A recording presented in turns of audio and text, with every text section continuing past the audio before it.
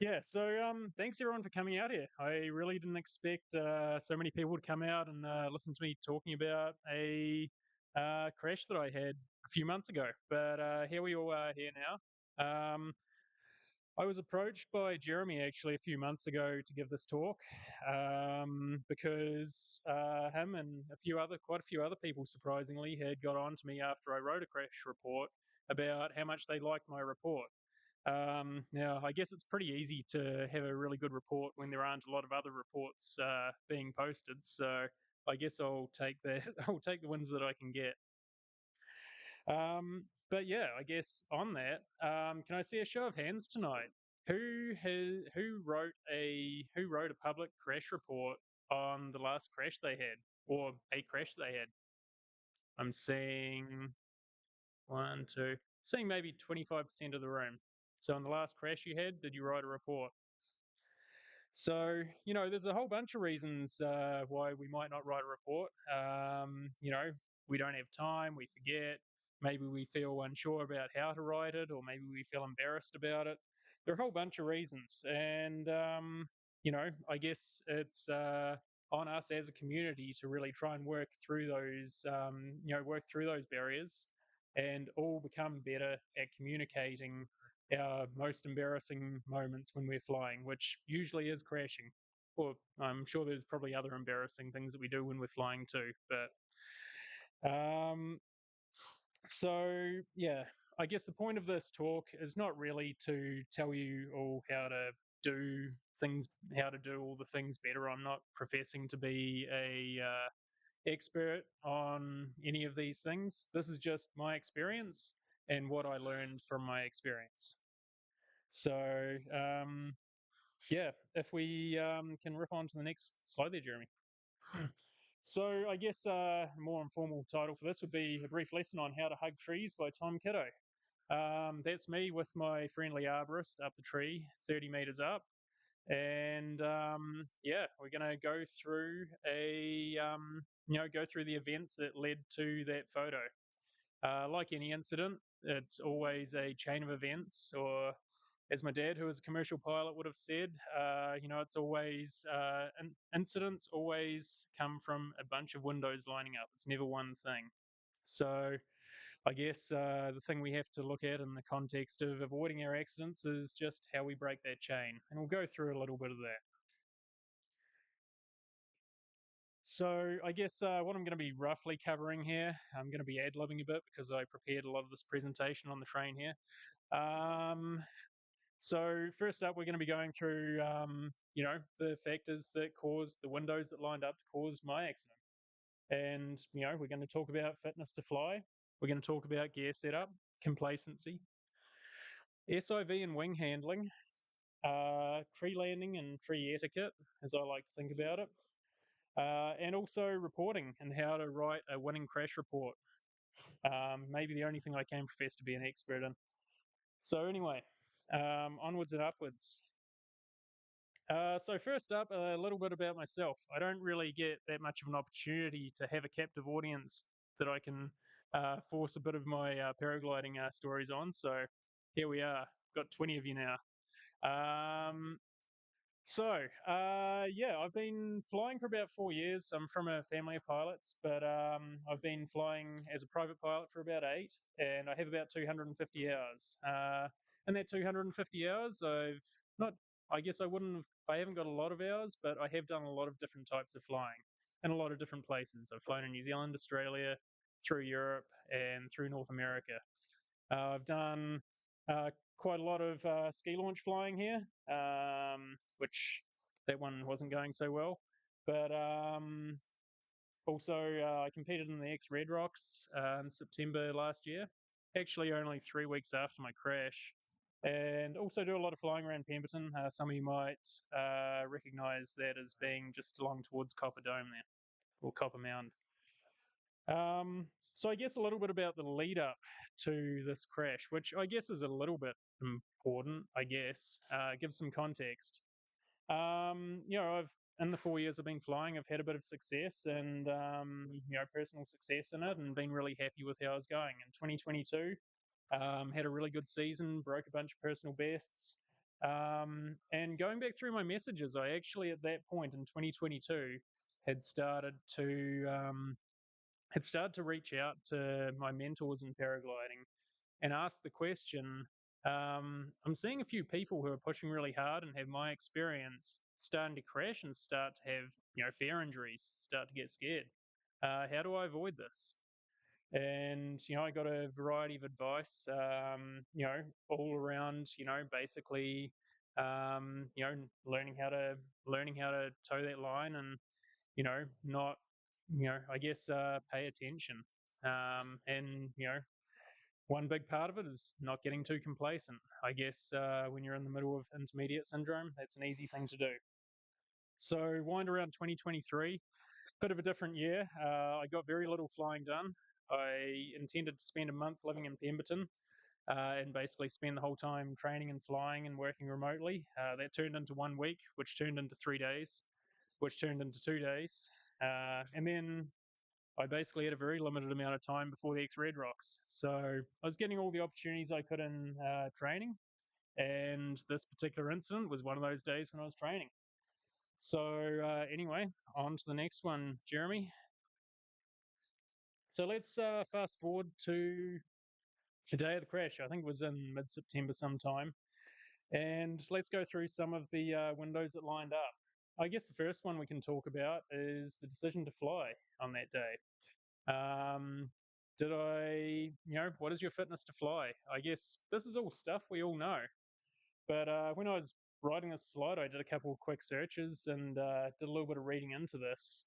And, I'm sure most of you are aware, I guess subjectively, that you don't react as fast when you're fatigued or when you're hungover. But some numbers are pretty shocking. You're 20% slower if you've had less than 6 hours sleep in your reaction times, not to mention your decision-making time. And if you're hungover, that compounds it. If you're hungover, your reaction times and your decision-making processes are the same as if you were driving over the limit, or if you're over the safe driving limit with alcohol. So there's a lot in that. I certainly knew that I was supposed to be paying attention to that stuff. Here's a copy of a pre-flight checklist that I made for myself when I first started flying, and this sort of came from my general aviation background. You can see it's incredibly detailed. And another thing you might notice is there's no check boxes there. There's no boxes checked. I stopped using these checklists probably in my second or third year. Again, this is probably going to come down to you're probably going to hear the word complacency a lot in this talk. But yeah, on fitness to fly, you know, talking about I remember this from general aviation, the acronym I'm safe. Again, we all know it, but maybe we need to remind ourselves about it a bit more. So it's illness, medication, stress, alcohol and drugs, fatigue, and have you eaten? Have you drunk enough? Have you had the right nutrition? It all makes a massive difference when things start going awry. We've all flown when we've been hungover or had no sleep or whatever, and a lot of us have probably got away with it, but sometimes you don't. And this day was that day for me. So anyway, I knew what I was supposed to do, and of course, the night before, I definitely, made sure I paid attention to getting all the correct sleep and stuff. And luckily, move to the next one. Luckily, I actually kept a pretty detailed diary, and this is a photo of my diary from that weekend. So I've got really messy writing, so I'll just explain this a little bit. Ocean Alley is a stoner rock band from Australia, and they were playing in Stanley Park on Friday night. So I went to that with a bunch of friends, definitely didn't drink anything, and then hug and tug dinner. Now, that's not really what it sounds like. Yeah, they're nicknames of two of my friends. But anyway, take that, take that as you please. And then, unsurprisingly, I've also planned to go paragliding the very next day. So we can see a pretty massive red flag in hindsight here, and I should have seen it at the time and really thought about that. Was Saturday really a day for me to go flying after I'd gone and had an absolute rip snorter of a night at a dinner party, fun dinner party, and a Stone Rock concert?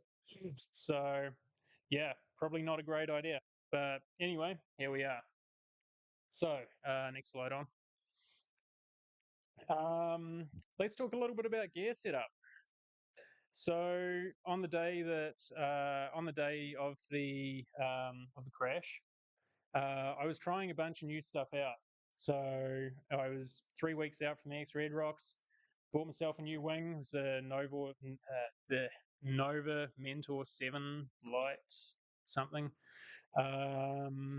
And I'd flown it a bit, but I hadn't done an SIV on it. And I probably had about 15, 20 hours on it at this point. I also had a new harness that I was just getting used to. And I'd also just bought a new radio. And when I ordered the radio, I'd forgotten to order a speaker mic, which I had on my previous one. And as a result, I had to change my radio from where I usually have it. I usually have it sitting on or in my flight deck, and then have the speaker mic on my riser. Now, there's a million different ways to skin this cat, but on the day, my partner and I both had the same new radio, and we were having trouble with getting the frequencies to change for some reason. We didn't bring the manual with us, so yeah, didn't we were running on a different frequency. We were talking to each other, but we weren't on 146.415, and I had this on my shoulder, so it was in an unusual position. Now, all of those things in isolation are probably pretty minor. I'm sure everyone's taken their hand off the controls at some point in their career, but at some point in their flying career. But I think it was just another one of those windows lining up.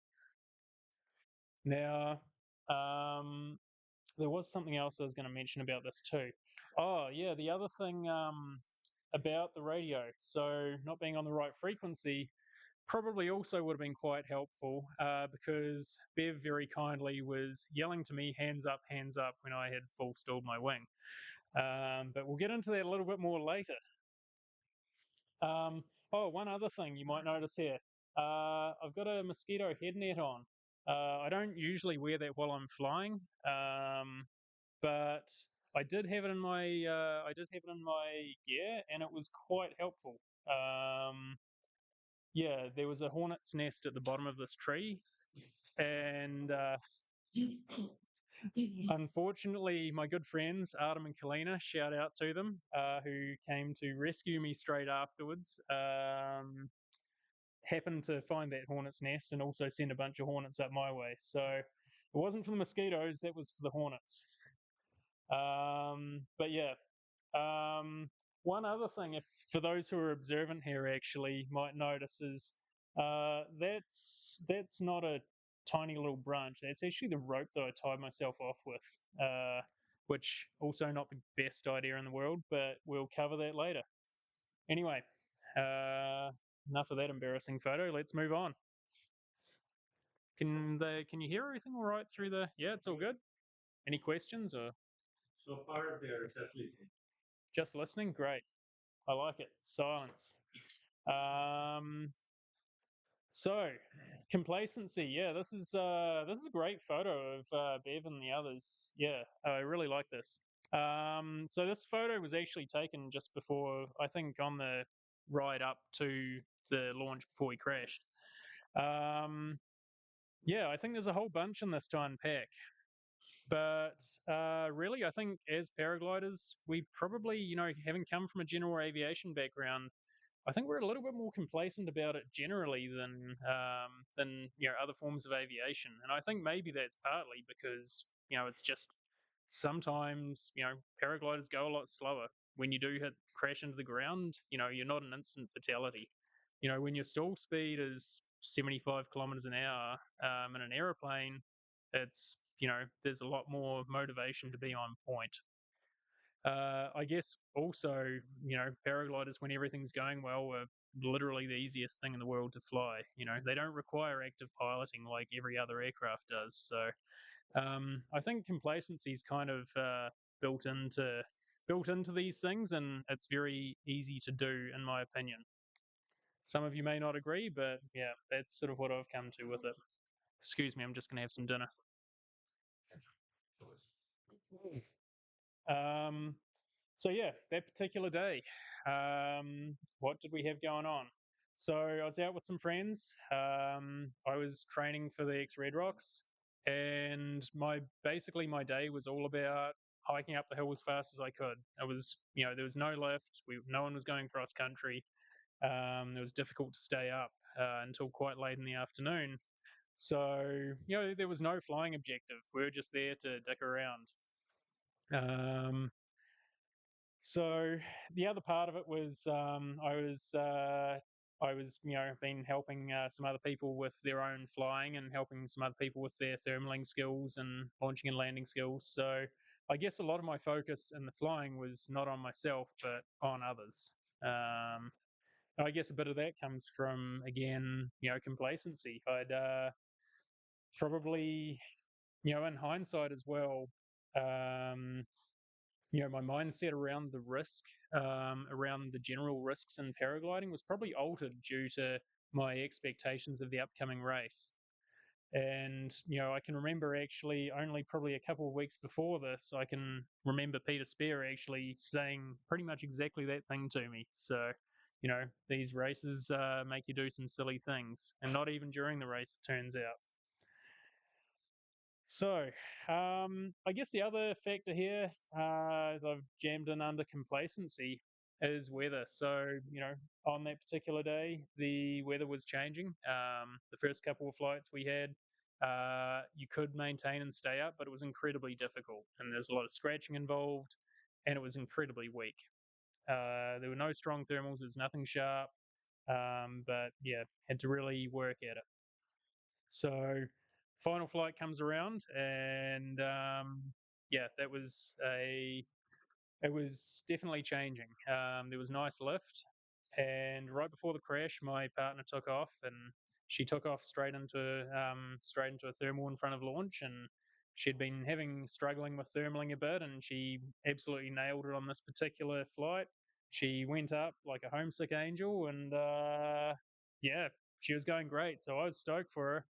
I took off shortly after her, and I was busy watching her up at about 850 meters while I did the first couple of S turns in front of launch and just a little bit to the right. I'm sure you're all probably familiar with Woodside. There's a bit of a corner in the clear cut off to the right where there's usually a little thermal kicking off. So I was sort of S turning around there. I think I'd done 2 turns, and I was just turning around from that corner in the cut block, about 50 meters to the right of launch or 100 meters to the right of launch, and I was busy watching her, and she was doing so well that I uh, took my hand off the brake. I didn't put it into one. I didn't put both brakes into one hand, and I reached for my radio in the new position and basically keyed the mic to make a radio call to her saying, "Yeah, nice work, George. You're nailing it." And right at that point, I felt the A line start to slacken. Right when I was keying the mic, I looked up and the nose was tucking under already, and I go, "Ah, shit." I only have one brake in my hands, in a hand. So I was like, "Well, I have to let this go." So it frontaled and went behind me, shot forward, and while it was shooting forward, I grabbed for the other brake and must have braked unevenly, which then caused it to sort of shoot asymmetrically and collapse asymmetrically. And then basically from there, I had a little bit of a pendulum through and pumped it out. And somehow from that asymmetric, managed to take it into a parachutal stall. Now I can remember at this point looking up at the wing, and at this point as well, I think what had happened is I'd flown a bit further back from the front of the ridge line where everyone sort of soars. and I'd got into this sort of gnarly little flat rotary zone behind.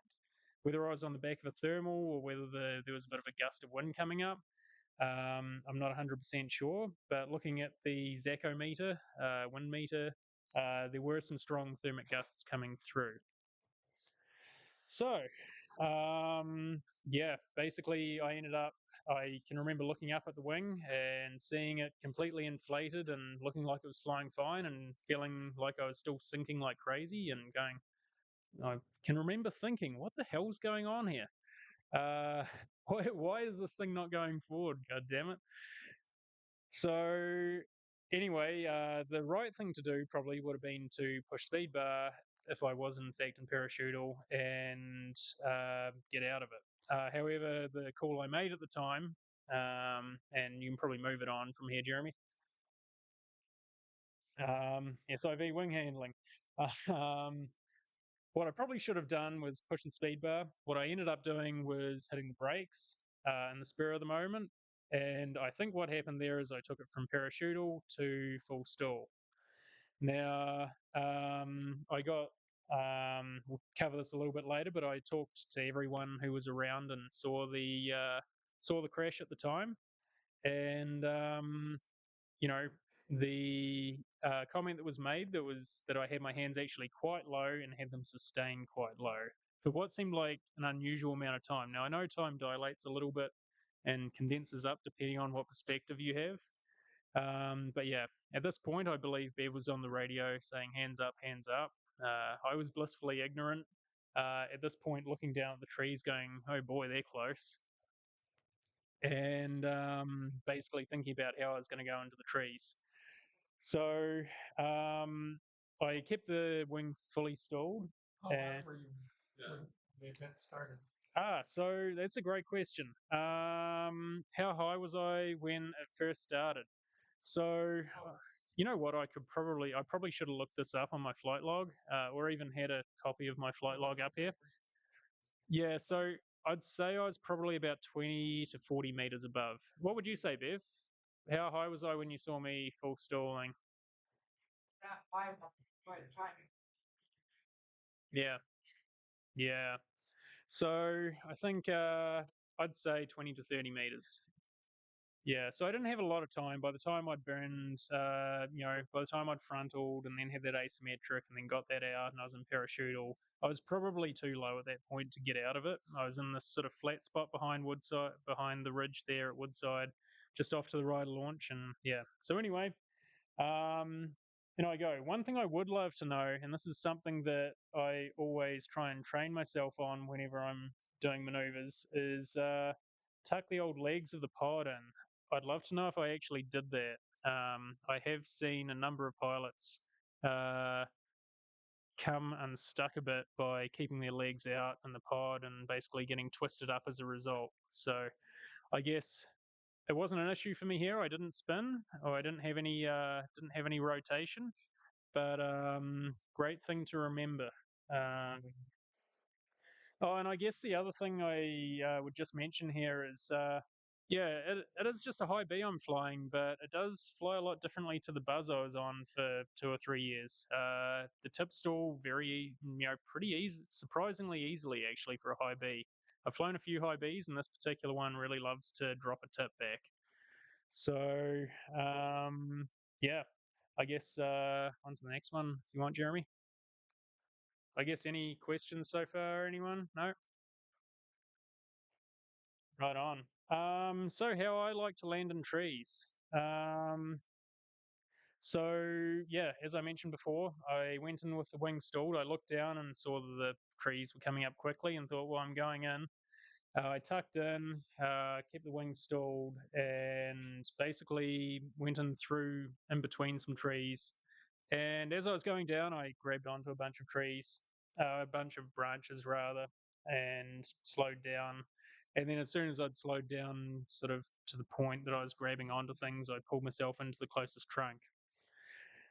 Um, so yeah, once I landed, did a quick check over and radioed my partner, the only person who was on the radio. Again, kind of a bit of a faux pas there, but she was going, what the hell's going on? Because she's a few hundred meters above and hears over the radio, "Hey, George, you're going great." And then she looks down and sees me like pummeling into the, cascading down into the trees. So she was pretty stressed, understandably. But she still had the right mind to land and go to the closest liquor store and preemptively buy the search and rescue team a whole bunch of beers. So cheers, George. Um, so yeah. Anyway, one thing that I did do. Now I'm not going to tell you how to land in a tree best. I happened to be full stalled, and it happened to be a very nice landing. I landed in between trunks, and I had no scratches or bruises on me, and my wing overall had one single 5 millimeter tear in it, and it was completely in trim still, and no stains either. So I don't know whether that was part of it. I did go in quite slowly because I was just sort of going down vertically, I guess, as opposed to going into a trunk like where I guess if you were deciding to fly into the trees, you'd probably aim at a trunk, and I imagine your wing would go over the front, and you'd hit a lot faster, and things would be maybe a bit messier.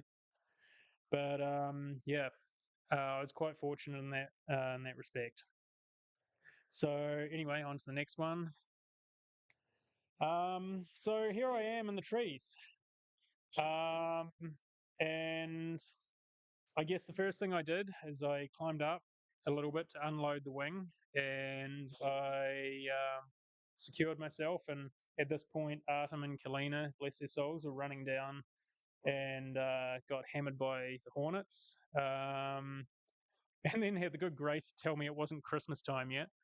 Um, so little hanging stuff on the tree joke there for you. So yeah, here I am sitting in this tree. This is the view that I had looking down. Actually, this one's taken a little bit later. You can see the arborist on his way up there.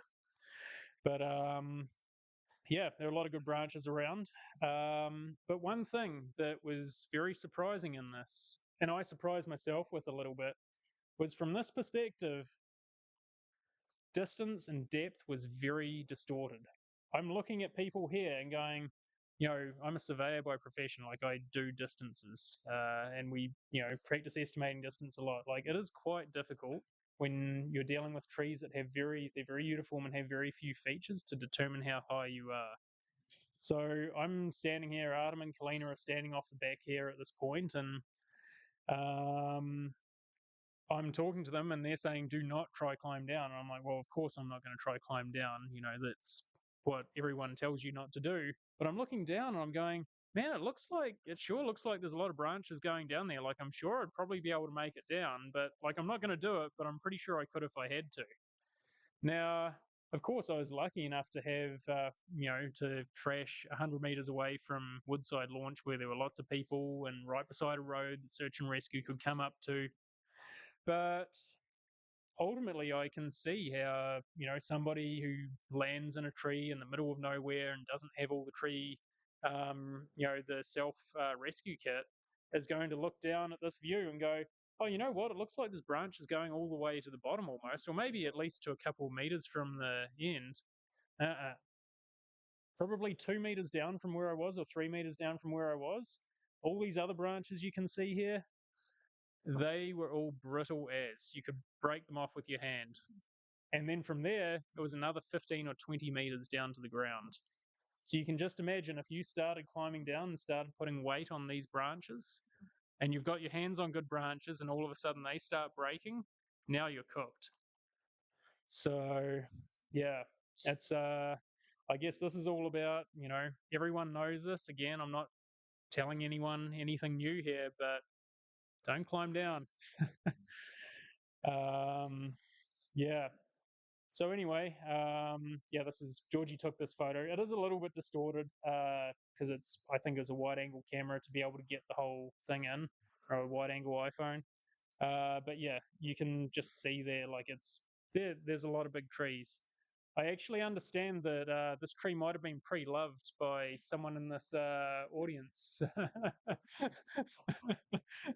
But Yeah, pre-owned, pre-loved. We are tree huggers in this organization, aren't we? So I'm going to go with love. So anyway, let's move onwards. Um, yeah, so I wanted to give a bit of a shout out to SAR. This is the crew that came and rescued me. So I crashed at 5 p.m. and they were there within half an hour. They had people starting to set up at the bottom. And I was out of the tree and taking this photo in less than 2 hours. So, yeah, we really owe a lot to these guys. They're incredibly professional, and yeah, I've got nothing but good things to say about them. Particularly considering over half of them were doing it for absolutely nothing. I think there were some contractors in there. Yeah, and also I think there was some other incidents on. They decided to come to me, and they sounded pretty stoked about the whole rescue thing too. There's like a nice sunset. They were getting to like send people up trees and set up pulleys and stuff. They were pretty stoked about it. Did the search and rescue team were notified? So, I'm so glad you asked that. Actually, completely forgot about that bit. Yeah. So search and rescue. This is actually a bit of a tricky one because well, we obviously didn't need to use an inReach, but I don't know if you've. Yeah, I had an inReach with me, but I didn't need to use it because we were in reception. Actually, when I landed in the tree, you know, everyone's like, "Oh, great work reporting on this, Tom," but my hand was kind of forced, to be honest. You know, 2 minutes after I landed, and I'd secured myself with some paracord. Um, I like felt my phone buzz, and I looked up, and it's like someone like who crashed in a tree at Woodside, and I was like, "Oh."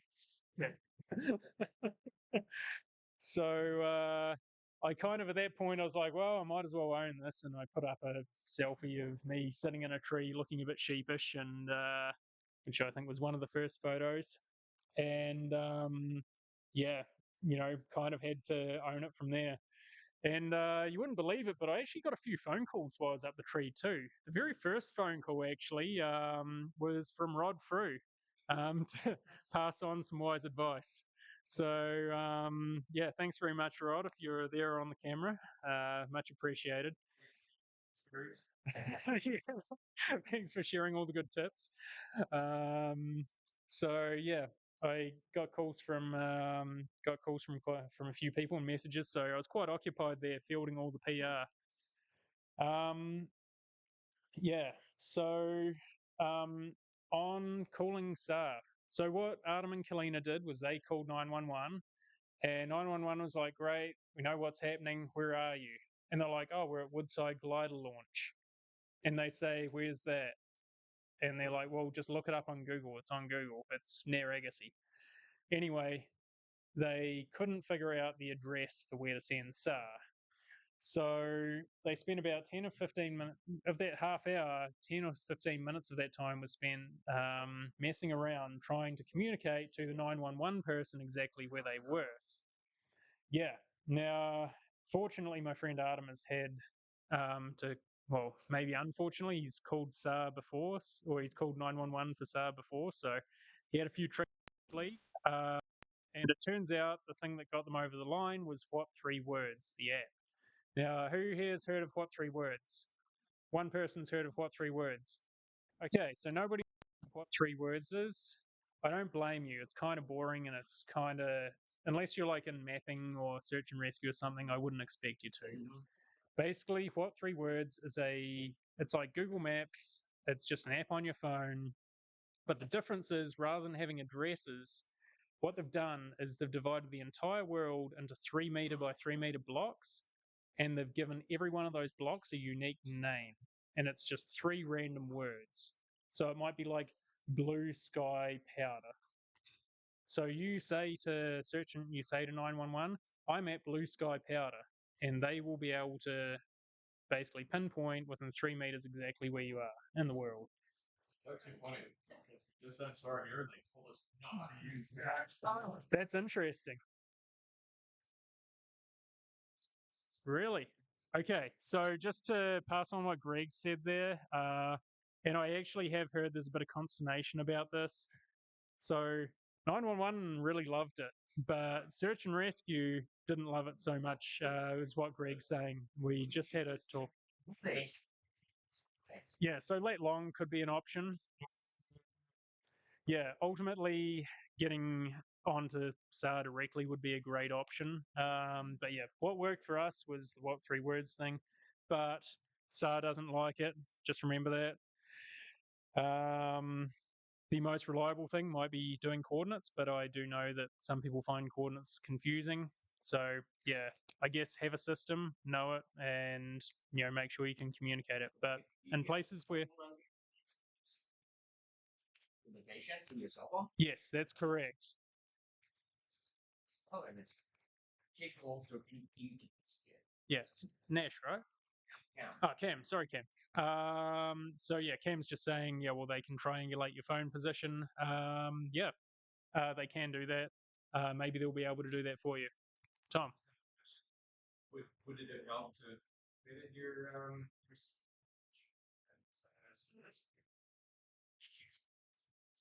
That's a great question, and I've heard a few.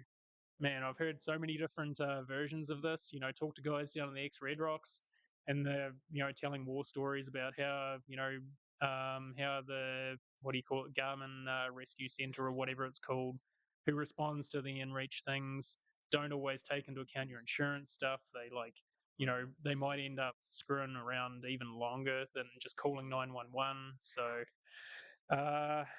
I guess, the floor is open here, really. I don't have the answer for this of what the best thing to do is.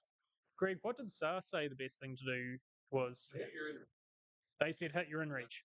They want they, Right. but it's also you don't call them. No. You're doing like a call. Okay, then there's Yeah. So, Has to be accessible, right? yes. Can our Garmin Mhm. actually SOS with our Garmin watches without Yeah. Yeah. So, activate something. You're communicating by your phone and everything. That can all get sorted out and yeah. Eventually, you're in a situation potentially some, or you're in a situation where you're injured and you don't know. Yeah, that you can pass on information that would give Latin long. You're likely to just punch the button, get that over with, and that system can work in the background. Eventually, it'll cross over. Yeah, for sure. In our situation, calling 911 worked. There was a bit of a stuff around with the address, and I'm told that is quite often the issue with 911. Maybe just giving them coordinates is the best way to do it, and they can pass that on to SAR, and apparently that's what they want. If they know the general locality, if there are any errors with the coordinates, like you didn't put a negative on it, or you gave them, you had a slight. Yes. Now, degrees decimal minutes is much easier, or it's, I guess, just a more common format, I think, or less easy to stuff up. So yeah, degrees decimal minutes. I guess maybe we can as a group decide that if we're telling 911 where to go, maybe degrees decimal minutes is the way to do it. Woodside, yeah. because of this, someone's going to be hitting it. Yeah, for sure. This way. Yeah. So I guess what to take from this? Yeah, decimal degrees is good. If you're in trouble, as one of the people we mentioned, definitely punch the inReach. And they don't like what 3 words, even though these guys kind of did. But yeah. Yeah, whatever gets them there the fastest. So maybe have a few tools in your belt might be the main thing. Okay. Which what? What city? Which city? This was Chilliwack Search and Rescue. Yeah. 2 weeks later, they came right away. They came in half an hour. Oh yeah, actually, I think I was. Were you in that same sort of area that I was? Yeah, yeah, Nash. Yeah, I think I was actually flying over you, being like, "Hang in there, buddy," that day. So Yeah, I'm feeling you, man. Yeah. So yeah. So fortunately, yeah, fortunately Nash here had the same experience as me 2 weeks later, and search and rescue knew exactly where to go. So yeah. Anyway, next slide. Oh, Tanya.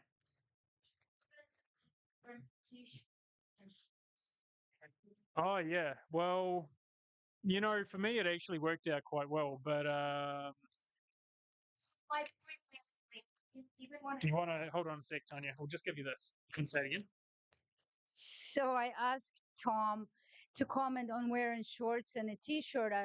A rule of thumb, even if it's hot, we want to wear something to cover knees and elbows. And when specifically for this kind of reason, if we like blow a launch or land on a tree, did it remind you? Yeah, honestly, I didn't get any scratches or bruises, so for me it wasn't particularly a problem. But yeah, you could get, I think lacerations would probably be your main issue there, right? Clothing isn't probably going to stop you from getting a bruise, but yeah. Sorry.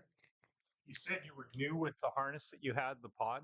Yes. Did you feel that you had good access to the speed bar and were familiar where it was in the harness? Yeah, I was familiar with where the speed bar was. I think it was just a time thing. Honestly, I think it came back to the fatigue side of things. And fatigue, I didn't feel fatigued at all. I felt great. I was feeling happy. I'd just hiked up Woodside 2 times. I was, yeah, in a good frame of mind. But the night before had definitely had an effect. We might as well change the next slide. But yeah, on to Tanya's point there, just to finish that off, clothing, yeah, generally when you're flying, yeah, a good idea to be wearing long sleeves and long pants at the least. That might just save you a laceration that could be bad. So it's just an extra layer of protection. So next thing. So I guess the aftermath of the crash. What happened? So for me, I made sure that I got as much of a record from my friends who were on the ground and from Bev, who heard the collapse happen and then saw the most of everything happen from a third perspective. So I recorded a voice message as soon as I could when I was on my own, and also gave Bev a call and asked her what happened and wrote down what she said.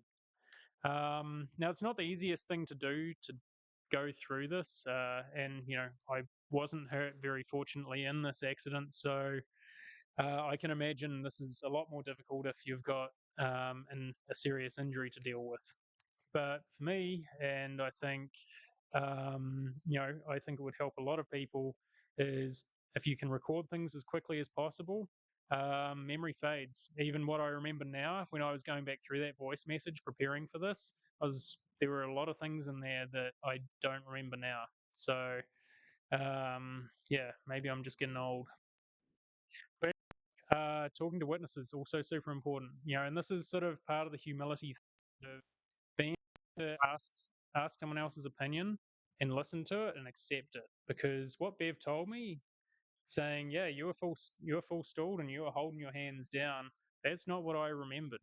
But that's quite possibly what happened. And I think it's important to realize that your recollection when things are happening that quickly can also be a little bit skewed. So I think taking every bit of information you can with an objective lens is super important, and that's what I did here. So reporting, I think that's part of the recovery, is talking about it, and again, it can be embarrassing. As I said, my hand was sort of forced to talk about this because it became so public so quickly, but generally, I think it's very helpful to yourself and to the community to talk about this and to share what you found and what you remember and how you feel about it. There are plenty of places to do that, obviously. There's just been a safety report WhatsApp, which I'm sure we'll get ironed out in the next months and years.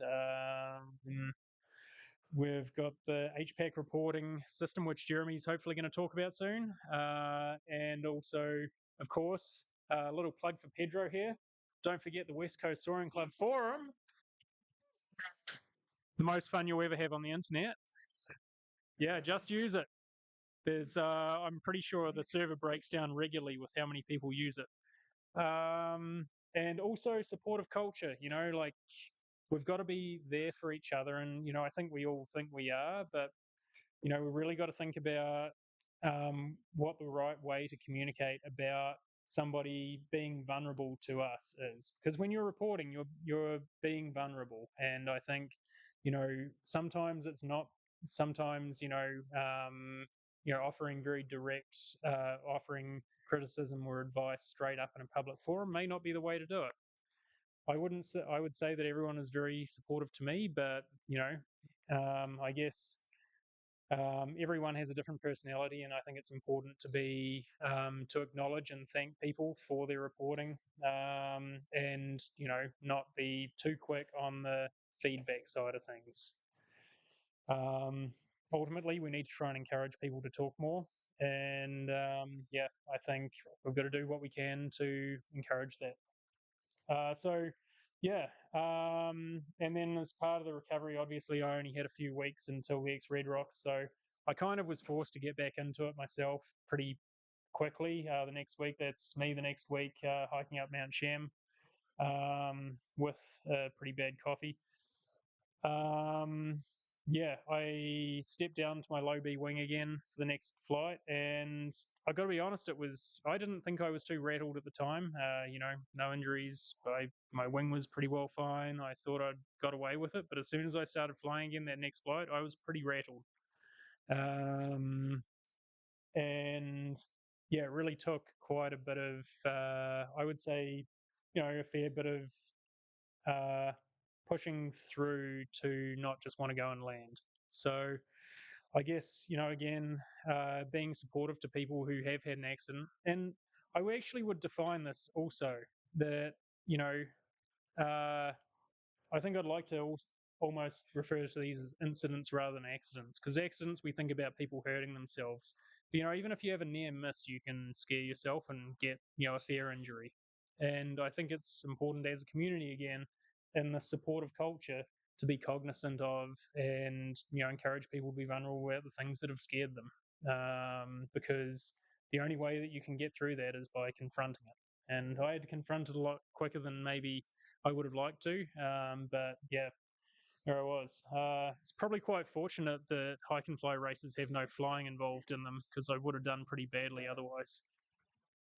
Um, it was 3 days. I don't know, maybe I actually did maybe 4 hours. Yeah, 3 or 4 hours. Yeah, I did a lot of pretty bad flying. Yeah, did a lot of good walking, not a lot of good flying. But anyway, improvements for next year, lessons learned.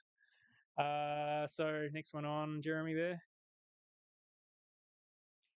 How to write an excellent winning crash report. So this is basically the format that I used for the report that I put on the West Coast Soaring Club chat. So bit of a too long didn't read for lazy people the folks who don't have too much time. I'm not going to say lazy. Bit of a summary.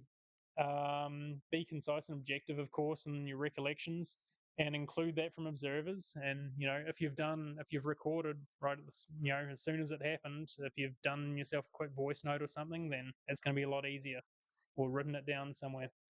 And then what your lessons learned were. It's pretty simple stuff again, but I think ultimately we've just got to do more of them. And I think I've been guilty of it in the past. There have been crashes that I haven't reported. Well, not really crashes, but failed launches. And yeah, I think even near misses can be worthy of a report. Ultimately, it's about sharing our experiences so that we can remind each other of the things that the things that are out there, and the things that can bring us unstuck. There are plenty of other adventure sports out there who do this, I think, better than we do.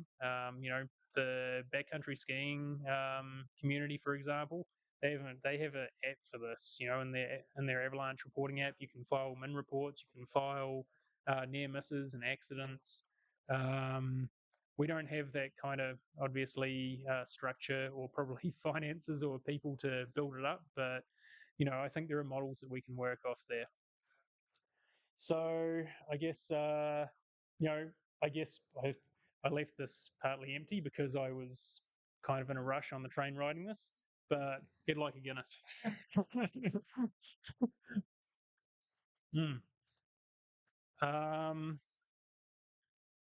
Why do Australians like Guinness? I'm from New Zealand, but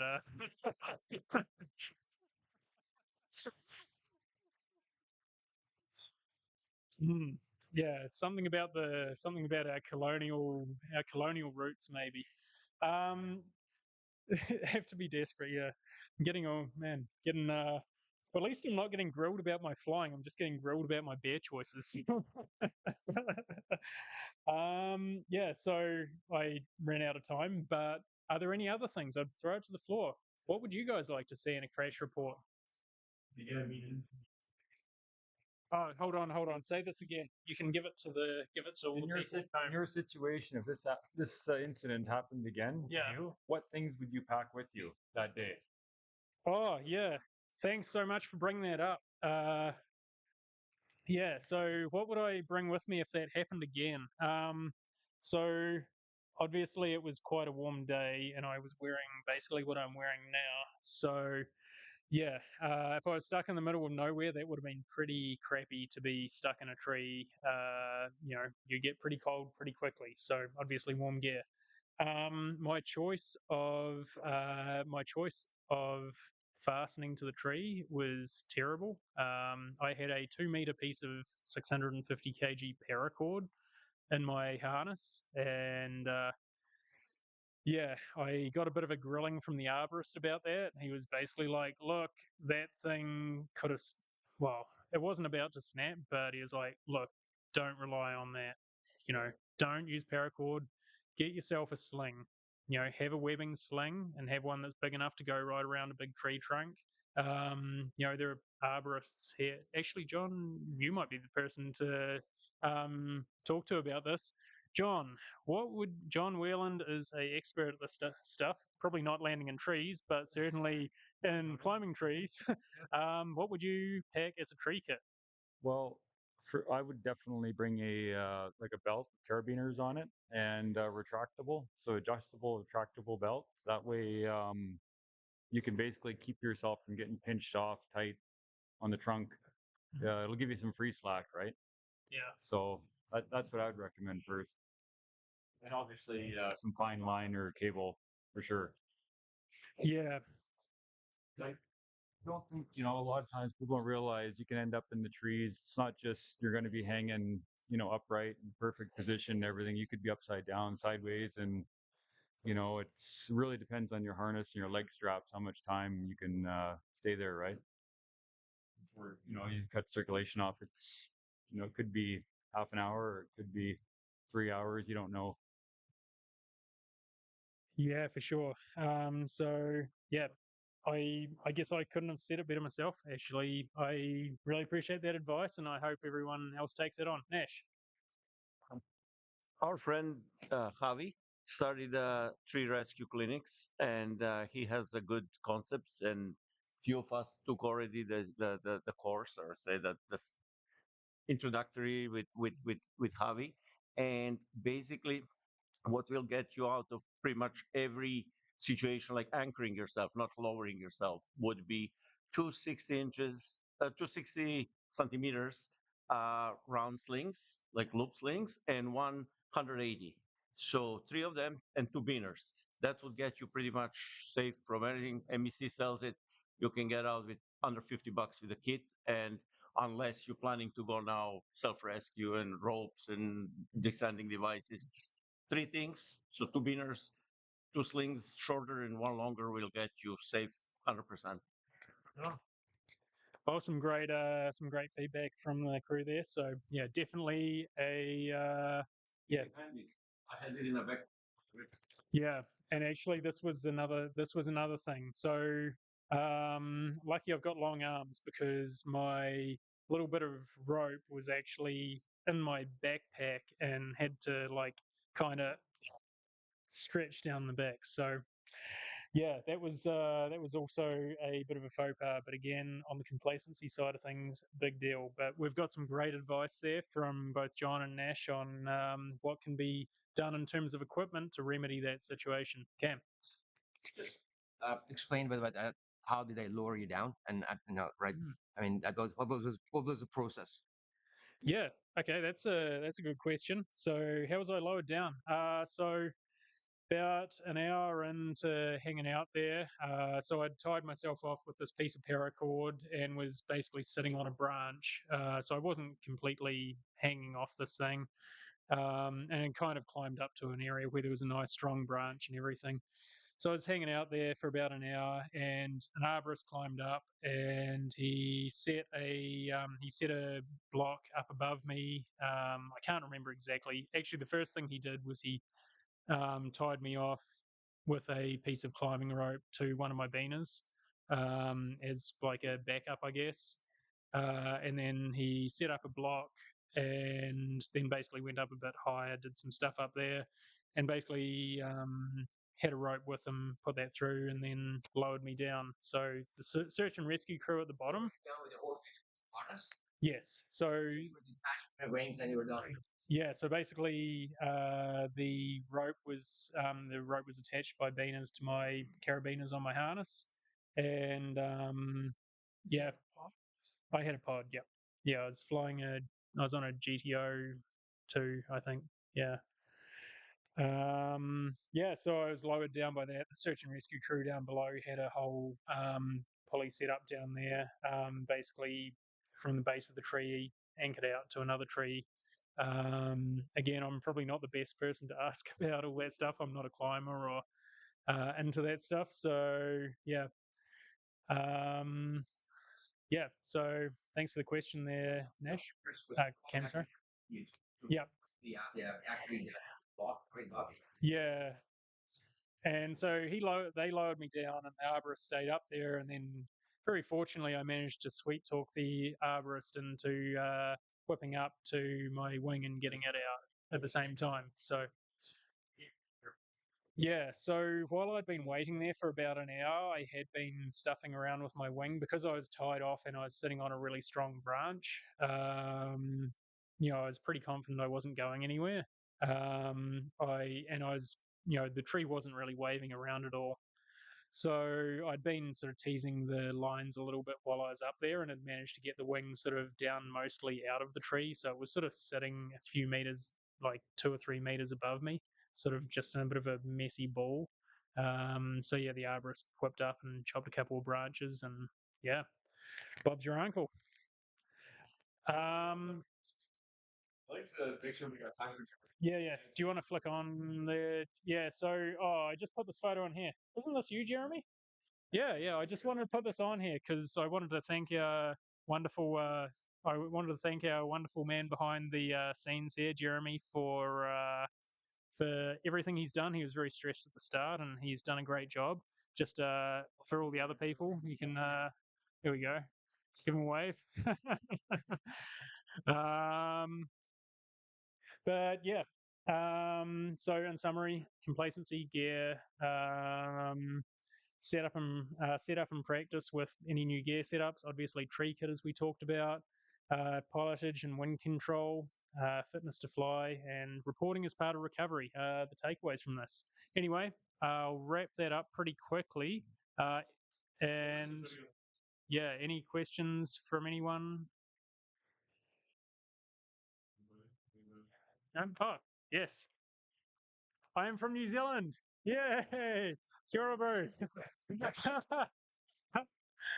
Kia katoa.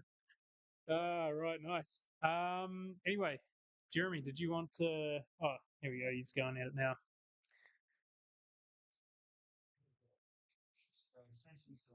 Oh yeah, okay. So I'll keep talking. Anyone who's been up to launch in a shuttle with me should know that I usually don't have a problem talking. Yeah. So I guess takeaways from this. Yeah, basically. Well, actually, one thing I was going to mention before was just around the modes that we're in. And this goes back to the complacency a bit.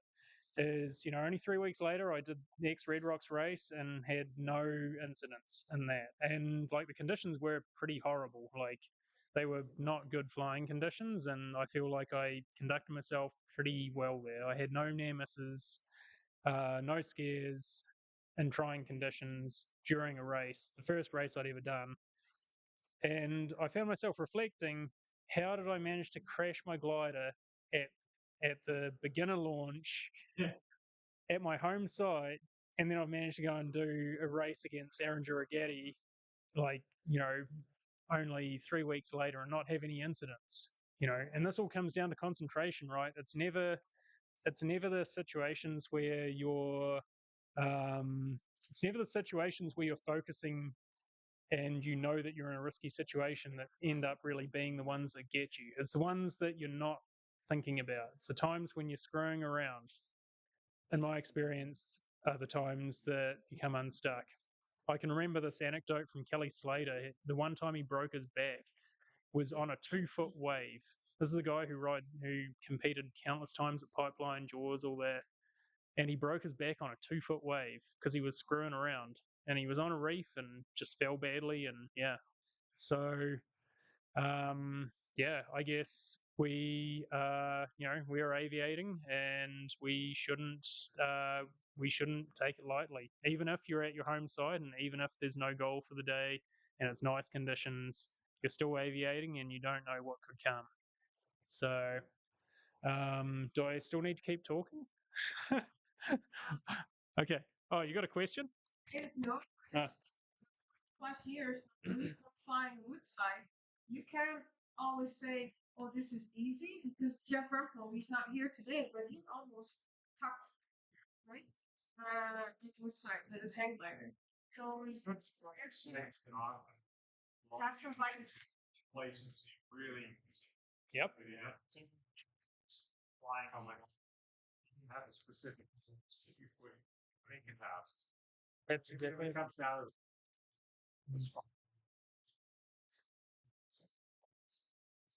a lot of times not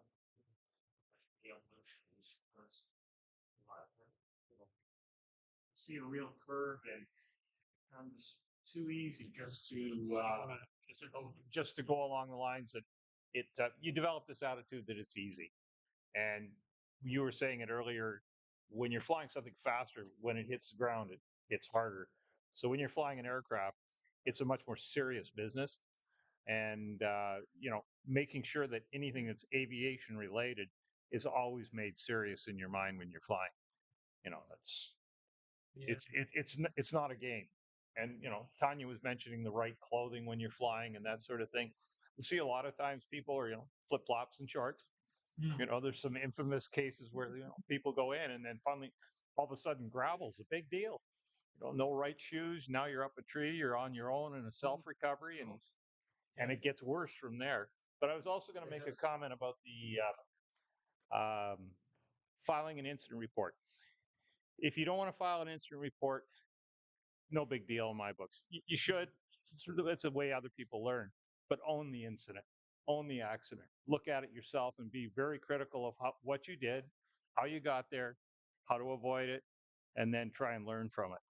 Outside help's great. Mentors that contribute, and that can help be more accurate. But don't walk away from an incident going, bad luck. It's no such thing as bad luck. Just bad management of your flights. Yeah, I couldn't have said it better myself. I think that's a great. Yeah, well, that's a great way to finish my talk and to move so smoothly, into our very own technical mastermind, getting in front of the camera now. Yeah, well, we'll try to. Thanks, Tom. Go for it. Go for it. Go for it. It's a max.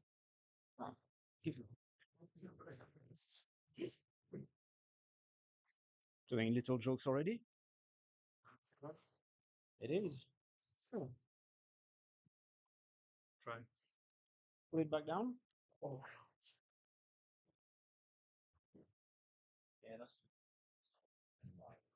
That works. Yeah, sorry, I'm going to use the microphone because my voice doesn't quite reach as much as Tom's.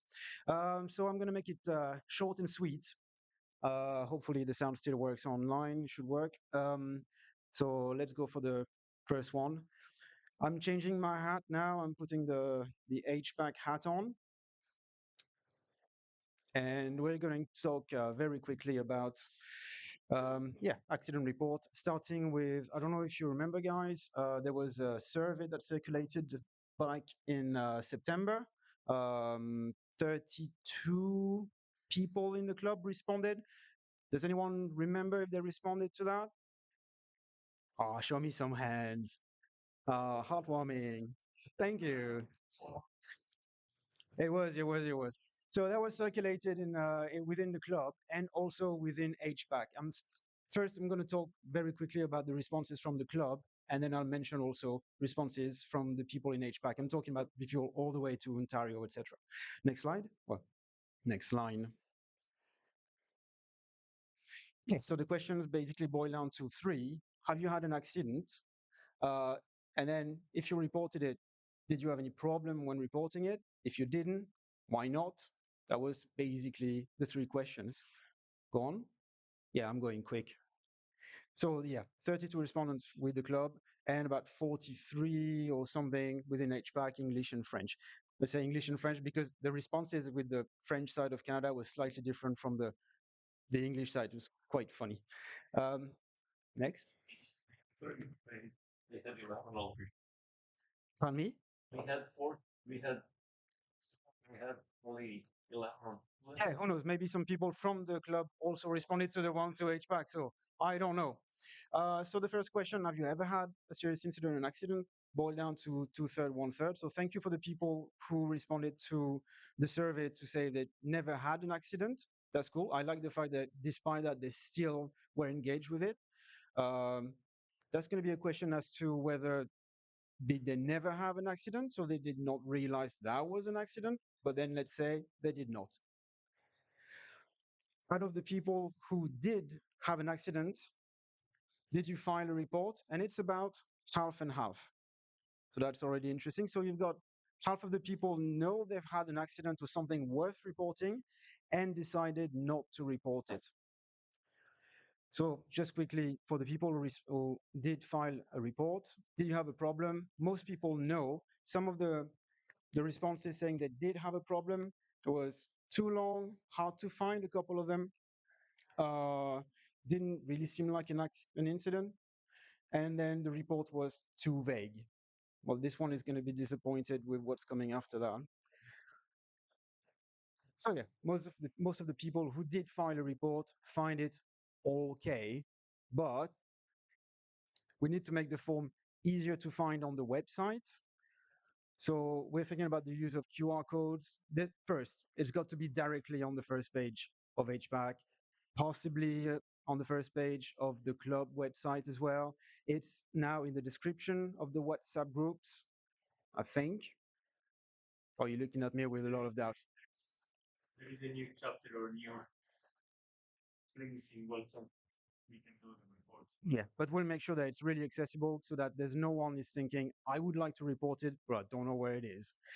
So yeah, QR codes, potentially directly on the HPAC membership card for those who print it, etc. Like making it as accessible as possible. There are different ways. And the forum. And the forum. Yes. Yes, and we need to make it easier as well. So that the idea is Obviously, if you've got like a very serious accident that sends you to the hospital or something like this, you're gonna need some time to digest what happened. You're gonna go home, hopefully soon, quickly, and then sit down at the computer, file the report, etc.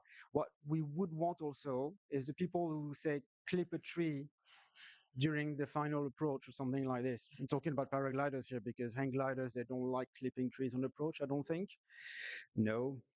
But yeah, it happens to us. Sometimes let's imagine two people coming to land at Riverside and there's like a little bit of confusion and then one of them goes, "Ah," and then the wing goes into a tree, spends 2 hours taking the wing out of the tree.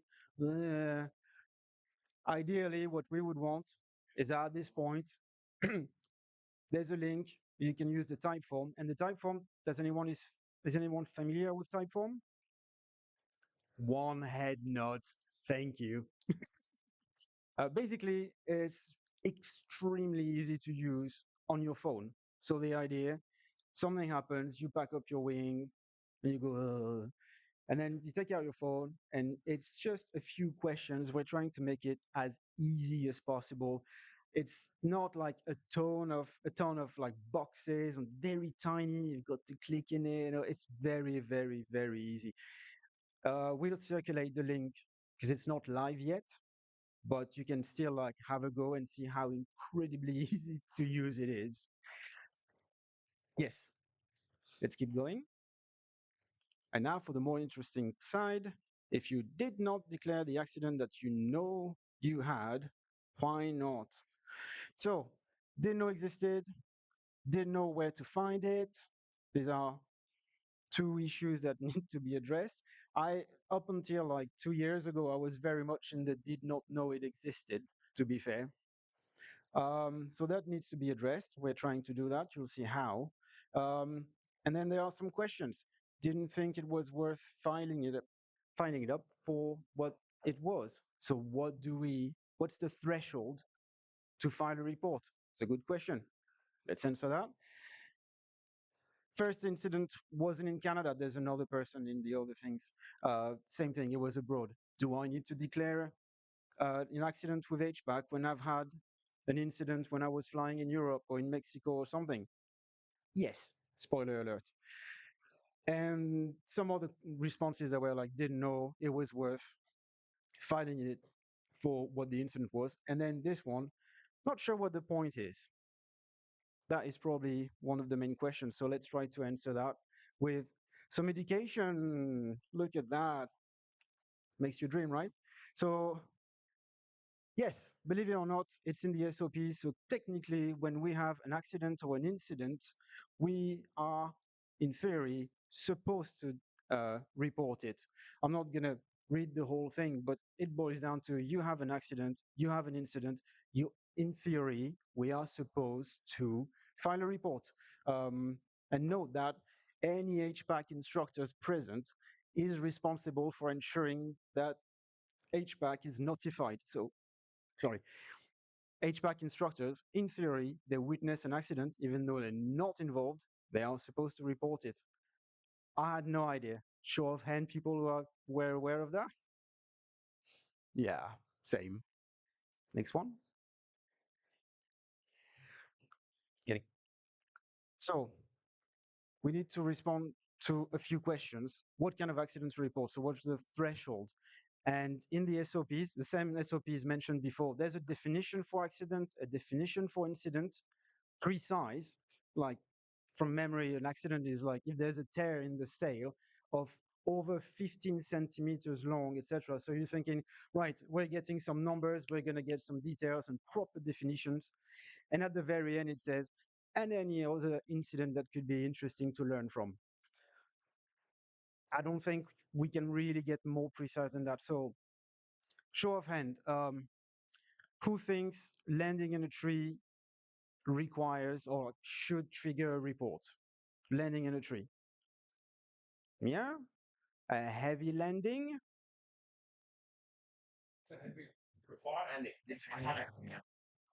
Uh, exactly.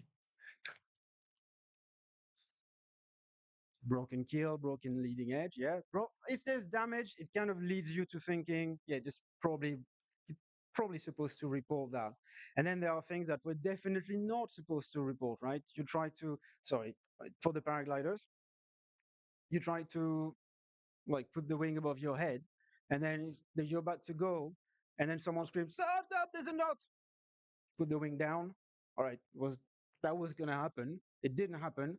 Is it worth a report? That's where we all put like the threshold for declaration for reporting the accident at a different level. So there's a gray area, and for now it's up to us, I think, right? But at least the ones that are definitely worth reporting, these ones are a little bit more clear. We know that, like the definitely yes, we know where it stands. When flying abroad, as I said before, that's an obvious answer. The answer is yes, that's it. If you're an HPAC member, you have an accident abroad, report it to HPAC. Where is the form? So same thing. We don't want people to be wondering, I want to report it, but you go on the HPAC website and then you sort of like click on different options thinking, okay, where is this? So that's where we need to look into how to make sure that people have that at hand. The WhatsApp groups, yes, the forum, and all that, just making sure that there's no doubt we all know where it is. The instructors, when they teach their students, this could be part also of the instruction, like a fake filling out of the report, so we all know where it stands. These are just ideas that are all like coming together with the safety committee. And then, yeah, the best one, what's the point? So these are feedback from the HPAC survey at large. So what I hear from pilots is that they don't see the purpose of reporting. Pilots need case studies, regular briefing summaries of seasonal accidents, trends, recommendations, etc. for continuing education of pilots. The same as in the Swiss reporting system, it's great and one can search the anonymized submissions. Better method by HPAC to distribute the data for pilots to learn from these accidents. And the last one, the ability to look up past accidents and incidents to learn from them. Does anyone agree with that? These are very, just show of hands because it's otherwise, yeah. Ah, here we go. Who's? Oh, sorry. If an instrument can you vary it to 5 range because from one side, they also or how they connect. There's a lot of Right. Yeah. they don't see because it gets thrown into the void. Oh, you said the exact word. So the question is, if there's an instructor that witnesses your accident and you file a report and the instructor files a report, how does that come together? Because there's the void. Yes. Mm-hmm. Mm-hmm.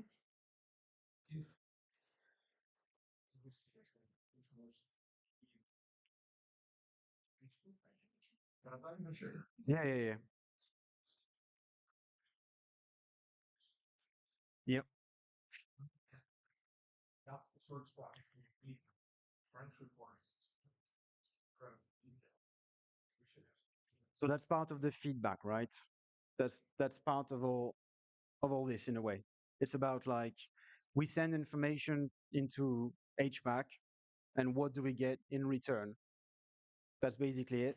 Because we've heard that quite a bit. The feeling of like sending an accident report and it's all like flies into a black hole, like some sci-fi movie, and then just like the light, it disappears. So how is it compiled? How will it be compiled? Yeah. Yes. So the first question, how will it be compiled? The report is extremely simple. We're not like asking, again, as I said, we're not asking a million questions. We're hoping for people to just write like stream of consciousness, the text. And because we're not a big association with 30,000 people, we're never going to get 30, 40 accident reports per week. So at the moment, we are going to read through the text that says, I was arriving to land at Woodside, and during the base leg, I saw that someone else was doing a base leg, and I freaked out and I went, and I ended up in a tree downwind, and there was a lot of wind, and it was very turbulent and all that. And then some human hands are going to go and just translate that and code that into hard data. That's going to be used for the report and for stats, etc., and trying to find trends and finding recommendations. That's the first part. And the second part is, so that's the SHV from Switzerland. That's the short version. So when a pilot creates a report, this is what appears on their website: date and location, pilot, flight condition. You can see for yourself, and the description and the level of injury. If you have a look at the description, basically that's a paragliding pilot who tried to launch and got a knot, and the wing ended up on the roof of a small house that was near the launch. It's like someone filled a report for that. So that's the level of they think what needs to be reported. Next one. That's the BHPA. So same thing, this is available for everyone. You don't need to be a BHPA member or anything. You can go on the website and look at that, date, pilot, all the information, summary, level of injury.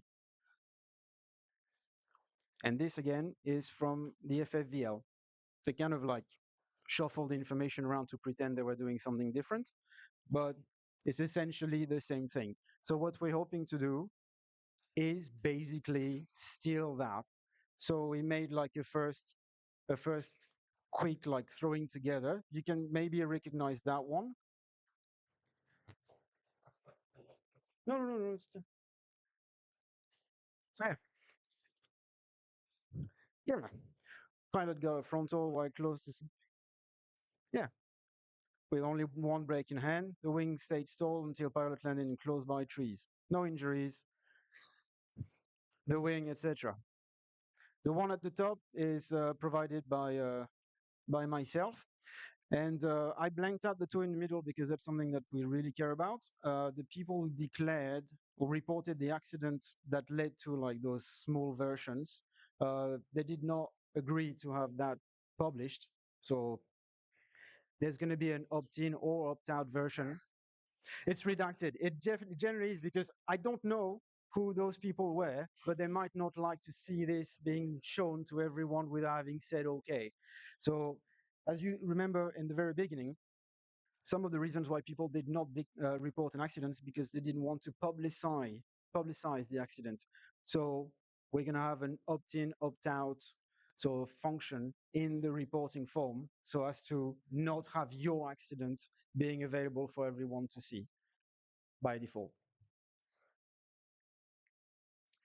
So the few things that are coming, the new reporting form, that's going to be a type form, very easy and quick to fill out. And then we'll deal with the boring stuff in the background. But we want to take on the annoying, like going through the data so that the pilots are more inclined to report when it's easy to do. The new feedback system for the pilots, that's like the versions that we saw from the Swiss and British associations, etc., that we're going to have on the HPAC website. And then it's going to be like you can take those feedbacks on the HPAC website and then comment them on the forum, on the WhatsApp groups, etc. And then hopefully we're going to come up with some more like definitions of what needs to be reported. And yeah, so this is hopefully coming live in a couple of months. It's available to try at the moment, but it's not live yet. You still need to use the previous or the current accident form. And yeah, so if you've got any suggestions, things you would like to see, things you'd like to, anything at all, because we're in the process of making that happen now. So please, yeah.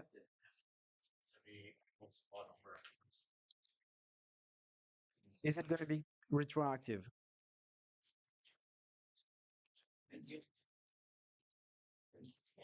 Okay, so the one we're talking about is so yeah.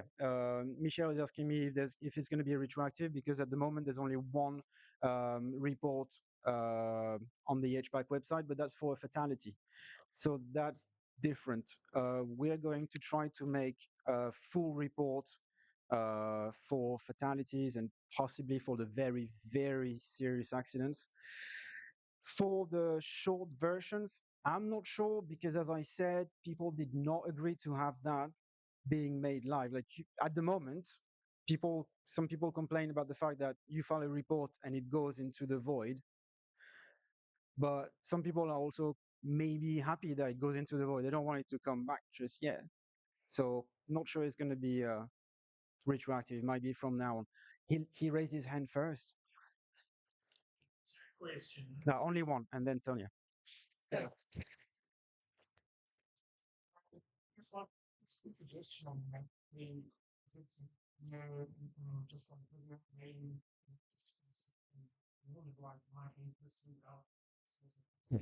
So Tom is asking you what the consent is going to be for the feedback, I suppose.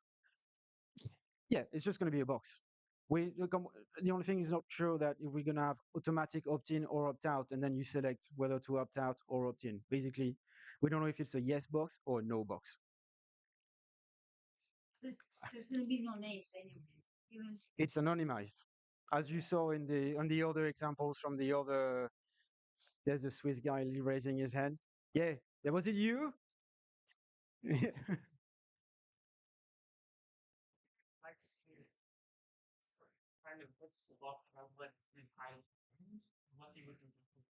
Yeah.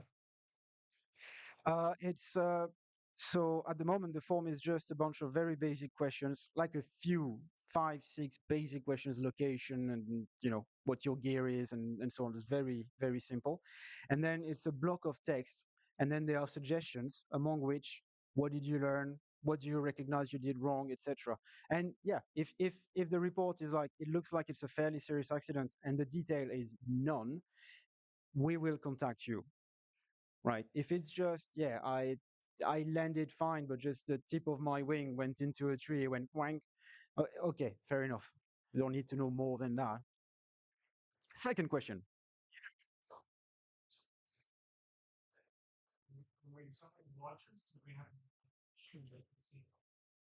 Between what, sorry?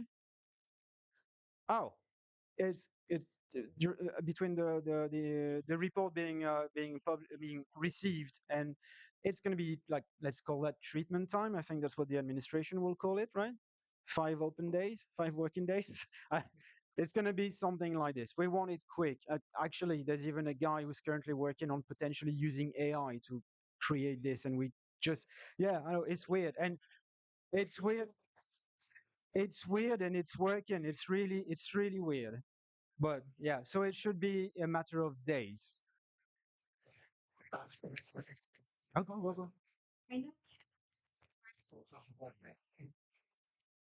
So let's say there's an incident accident. Yeah. There are a few people recording it. Let's Yeah. say an instructor. Yeah. Yeah. The pilot. And we. Yeah. But how do you know are you gonna? Was it gonna be separate? It would be nice to show that they refer to the same accident. Yeah. Yeah. So yeah. Well, again, this is going to be dealt with by human brain. So I'm hoping that we're going to be able to like recognize that. We already have in the database several reports for the same accident. That already happens. But when it's going to be one accident, there's going to be one of those like one paragraph feedbacks. There's not going to be several because it's the same accident. I know, but it would be like saying, okay, like it should probably be separate. Okay, the pilot themselves, then it should be visible. Okay, another person witness. You know what I mean? Yeah, and you would see several bits of feedback for. Well, I'll keep that in mind. But Some people are going to go and not use the proportion now. Maybe something else and something. yeah. So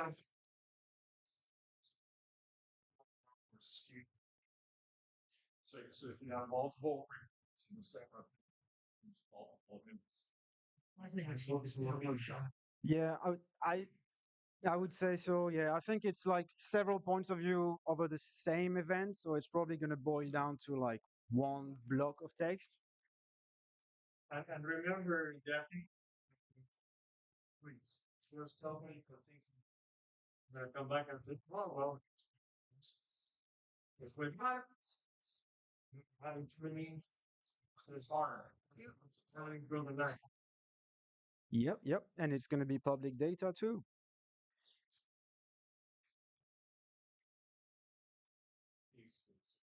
Yeah. Well, all the other associations worldwide, they're all publishing that. I got these examples from the Swiss, British, and French Federation, and I'm only member of the French one, and I did not need to log in to see that. So I assume it's going to be I access, right?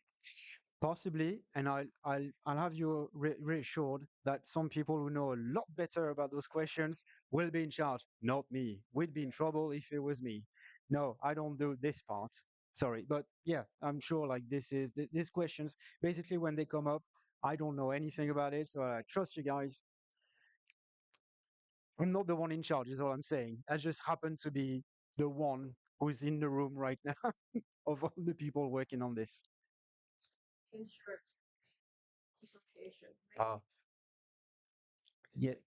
Oh yeah. I would be really interested to talk to you like at some point for sure. Anyone who's been doing this sort of work in the past will take any sort of advice. Definitely. Michel? Yes,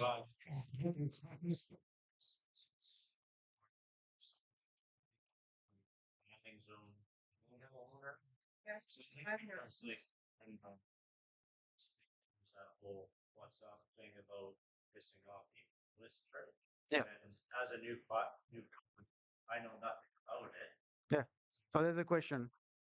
Is an accident report worth doing if there's a problem with landowners? Or it's a little Yeah, it feels like it's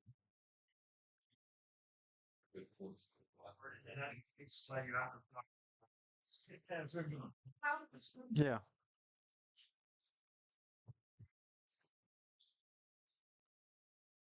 Yeah, I can't tell you for sure, but it feels like more of a this sort of question, like legal, political, even insurance potentially, but it doesn't feel very accidenty. Anything else? Blimey, is it beer o'clock? All right. Thank you for your patience. Oh, I need this. Oh yeah. Hey, is there anybody else that would like to share, like an instance, an accident or mishap that's happened to them, or no? No, So come on, Richard, come on, buddy.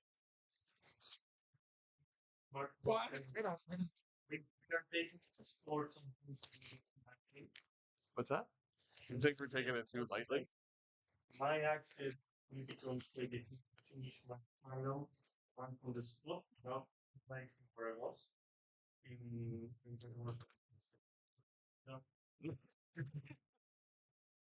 it. Well, and this is the thing. So we can joke about it, but it is very serious.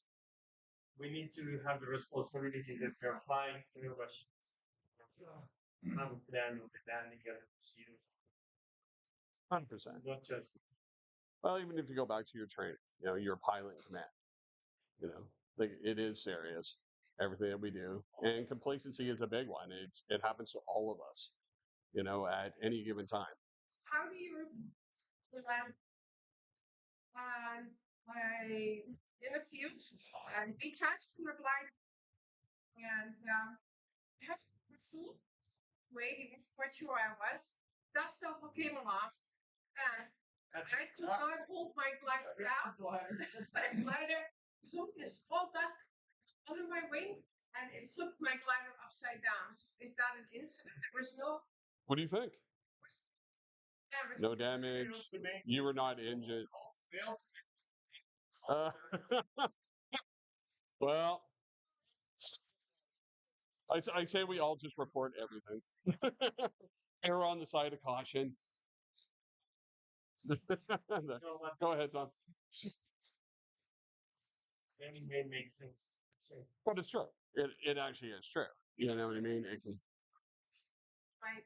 The explosive. well, it could have, but if you were still attached and it was a larger dust devil, it could have done damage to yourself. You could have been hurt. Or it's happened on launches. We've all seen videos of dust devils coming up there. And there's that. Yeah. Well, no, it's like, just setting up and it's just there. It rips across launch, grabbed a guy. Where was that one? Was that Australia? Or... There's a few. Yep. Got on the launch. Yep. As he was sliding around, all of a sudden they got Dust Devil. He stepped in to help as the glider was getting smashed around on the ground. In one of the big lawsuits that happened in the United States with the push button. Yeah. One of the key ones that had a serious spectator. Yeah. And that's kind of crazy in its own right. You're stepping in trying to help somebody, which could have been literally life-threatening. But that's a bit of a sad part of the world we live in today, I guess. But yeah, 100%. Yeah, sure. Related to incidents or accidents, whatever. And the question is, are we going to do anything about our launch sites like Woodside, posting some signs like no fires, no camping, no shit? I walked up and it was burned. Our carpet was burned. I recorded it. It's like, can we kind of regulate by at least posting it? I don't know if they're gonna respect it or not, but when you post, it's different. It says you're not allowed to do it. Yeah, actually, the club has. Well, no, we actually have all. All their sites are actually getting new signs this year. Oh, no. Which, well, do it. Oh, there you go. It's a good spot for it. But yeah, no. To answer to your question, yes, we do have new signs being made. You know, saying multiple things. Site information. There's going to be QR codes, so you can actually, if you're new to the sites, go on the QR code. It'll go directly to the website, so we can put more information than we can on that sign. Right? I'm talking no flyers. Yeah, we're good. Well, you're never ever going to stop people. I know, but it's different when you. I know, and it's something. Where does it say again? There will be something about fires, but it's almost better of us building a fire pit. Giving them somewhere to go. Right? Woodside has always been notorious for shooting up the signs, this and that. But we do the best we can. Give everyone the information. Hopefully, maybe we make it so nice that they don't to. Yes, Pedro. Okay. All right. So we're going to wrap up the online portion, and we're going to continue talking and answering questions. So thanks for tuning in, and we'll see you guys soon, and we'll see you next month for speed flying. Speed flying. Right, and the program, as well as sign up for your repacks, because that's coming up next month pretty quick. So yeah, thank you very much, and I'll see you guys soon.